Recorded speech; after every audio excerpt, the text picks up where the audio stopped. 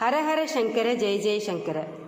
ஒரு பெரிய நாட்டோட மன்னன் காதில் ஒரு நாள் ஒரு பூச்சி நுழைஞ்சிடுத்து. காதில் இருந்த பூச்சியை எடுக்கிறதுக்கு மன்னனை சேர்ந்தவாள்லாம் படாத பாடுபட்டா.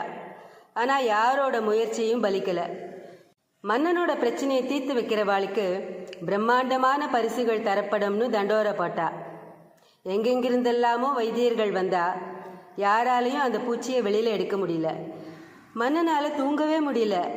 ஆகாரமும் குறைஞ்சி போச்சு. மன்னன் சோர்ந்து போயிட்டான். மன்னனோட சேர்ந்து நாடும் களையெழுந்து போச்சு.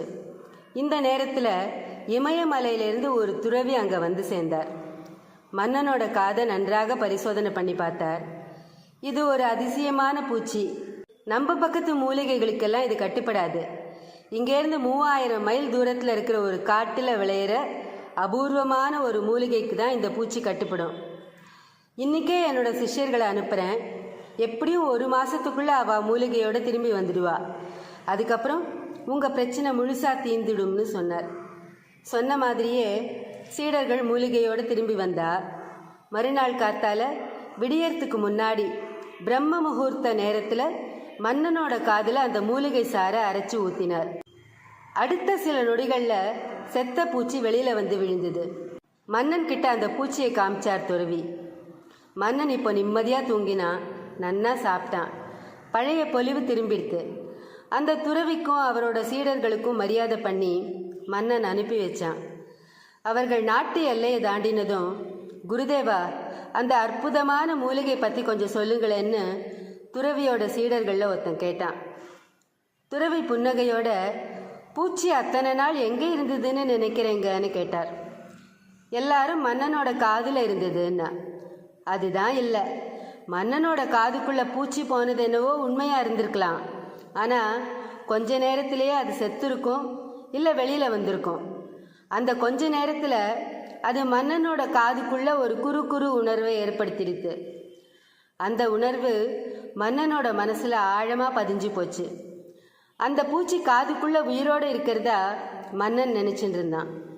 குருதேவா, அதை விளக்கி சொல்லி மன்னனுக்கு புரிய வச்சிருக்கலாமே அப்படின்னு சிஷ்யன் கேட்டான். மனோவியாதியை அவ்வளவு சுலபமாக குணப்படுத்த முடியாது. பிரச்சனை தீவிரமானதுன்னு மன்னன் நினைச்சிட்டு இருந்தான். அதனால தான் நானும் சிகிச்சை தீவிரமானதுன்னு பாசாங்கு பண்ணினேன். ரொம்ப தூரத்துல இருந்து மூலிகை வரணும்னு பொய் சொன்னேன். அப்போ அந்த மூலிகை அது நம்ம ஊரில் சாதாரணமாக விளையிற தூதுவளை தான். அதை யாரும் கவனிக்காதபடி பார்த்துட்டேன். ஒரு நாள் காத்தால பூஜை பண்ணி இருட்டு நேரத்தில் மூலிகை சாற்ற மன்னனோட காதில் விட்டுட்டு ஏற்கனவே பிடிச்சு வச்சிருந்த ஒரு செத்த பூச்சியை காமிச்சேன். மன்னனும் நம்பிட்டான். அவன் நோயும் தீர்ந்து போச்சுன்னார். இன்னைக்கு மனுஷ இனத்தை பிடிச்சிருக்கிற நோய்களில் 3/4 நம்ம மனசில் தான் இருக்கு. காதில் நுழைஞ்ச பூச்சி செத்து போச்சு. ஆனால் நம்ம மனசில் நுழைஞ்ச பூச்சி தான் நம்மளை சாகிடுச்சுன்னு இருக்கு. எங்கள் அப்பா கிட்ட மட்டும் பணம் இருந்திருந்தா நான் எவ்வளோ பெரிய ஆளாக இருப்பேன் தெரியுமா அப்படின்னு எத்தனை பேர் சொல்லுவா தெரியுமா? இன்னைக்கு பெரிய ஆளாக இருக்கிற பலர் காசில்லாத தகப்பனுக்கு பிறந்தவாதான். பிரச்சனை நம்ம பெற்றோர்கள்கிட்டையோ, நம்ம ஆசிரியர்கள்கிட்டையோ, நம்ம பள்ளியிலையோ கல்லூரியிலையோ இல்லை. பூச்சி காதில் இல்லை, மனசில் இருக்கு. இல்லாத பிரச்சனையே இருக்கிறதா நினைச்சுண்டு நாம் நம்ம வெற்றி வாய்ப்புகளை எல்லாம் கெடுத்துன்னு இருக்கோம். முதல்ல நம்ம மனசை தெளிவாக வச்சுப்போம். பிரச்சனைகள்லாம் தானே தீந்துடும் அப்படின்னு குருதேவர் சொன்னார். ஸ்ரீ மகாபெரிவா திருவடிகளே சரணம். ஹரஹர சங்கர ஜெய ஜெயசங்கர. காஞ்சி சங்கர காமகோட்டி சங்கர.